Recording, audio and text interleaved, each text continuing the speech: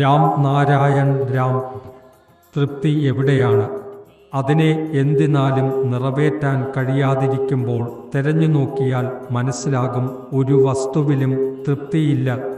മനുഷ്യൻ ആട്ടിറച്ചി തിന്നും, പക്ഷേ അതിനെ കൊയ്യുന്നത് കാണുമ്പോൾ എല്ലാം വമിക്കുമെന്ന് തോന്നും.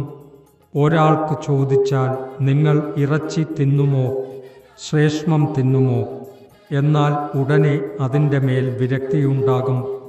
ആട്ടിൻ ശരീരത്തിനകത്തുള്ള കൃമികളെ നോക്കിയാൽ ഇറച്ചിയെ മൂടിയിരിക്കുന്നതിനെ തിന്നുമോ?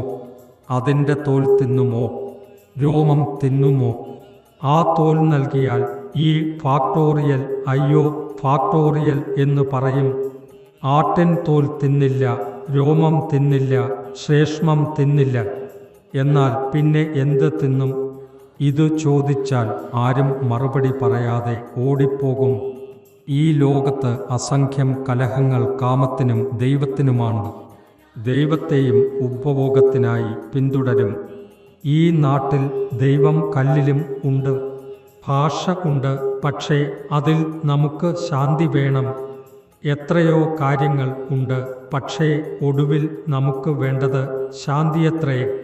തോലിൻ്റെ മുകളിലൂടെ നോക്കുമ്പോൾ മനോഹരമായിരിക്കും, പക്ഷേ അതിനെ നീക്കിയാൽ ഒന്നുമില്ല. മനുഷ്യർ സ്നേഹിക്കുന്നു, പക്ഷേ അത് കുത്തിപ്പൊക്കിയ തോലിന്മേലാണ്. ലോകത്തിലെ ഏറ്റവും സുന്ദരിയായ സ്ത്രീയുടെ ശരീരത്തിൽ നിന്ന് ഒരിക്കൽ തോൽ മാറ്റിയാൽ എല്ലാവരും മുഖം മറച്ചുകൊണ്ട് ഓടിപ്പോകും. അവളുടെ മുടി, തുപ്പ്, എലുമ്പ്, ഇറച്ചി ഇവയൊന്നും ആരും സ്നേഹിക്കുന്നില്ല. എന്നാൽ സ്നേഹം എവിടെയാണ്? തോലിലോ അകത്തോ? എന്നാൽ അത് തുന്നിച്ചേർത്ത ഒരു കൃത്രിമ പ്രേമമാണോ?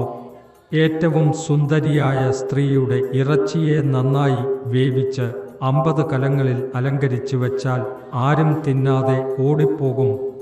അതുകൊണ്ട് ഇത് സ്നേഹമല്ല. അപ്പോൾ എന്താണ് ഉണരുന്നത്? എന്താണ് ആഗ്രഹം? അത് ഒരു ആന്തരിക സംഗീതം. കസ്തൂരി മൃഗം അതിൻ്റെ തുമ്പിയിൽ തന്നെ ഉണ്ടായിരുന്ന സുഗന്ധം അറിയാതെ അതിനെ ലോകം മുഴുവനും തെരഞ്ഞ് ഒടുവിൽ മരിക്കും. അതുപോലെ നാം നമ്മിലെ ആ മഹാനാദം തേടിച്ചെല്ലും, ഒടുവിൽ മരണപ്പെടും.